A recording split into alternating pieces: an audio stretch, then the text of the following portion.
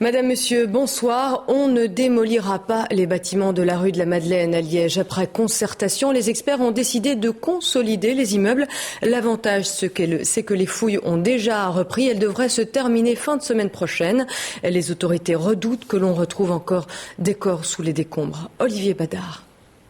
Journée éprouvante pour les pompiers et les inspecteurs du DVI. Sans relâche, ils ont fouillé avec grande minutie des tas de gravats, à la recherche de traces, d'objets personnels de victimes ou du moindre indice pouvant faire progresser l'enquête.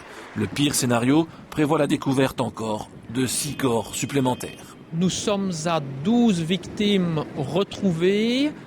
Si nous nous mettons dans le cas le plus malheureux, 18 personnes pourraient être le total final. Autre travail dominical des pompiers, la sécurisation du périmètre d'intervention. Il reste de nombreuses vitres brisées à faire tomber et des corniches à sécuriser. Quant aux 3 bâtiments qui menacent de s'écrouler et qui empêchent les fouilles à leurs pieds, il a été finalement décidé de ne pas les abattre. La solution d'étançonnage par tirant a été retenue, plus rapide, plus économique. Elle permettra même aux propriétaires de réhabiliter les bâtis. Ils ont le choix, ils peuvent toujours encore démolir le bâtiment s'ils estiment que c'est plus intéressant, mais ils peuvent le reconsolider de façon définitive. Ici, ce sont des mesures provisoires. On va placer ces tirants en principe au plafond.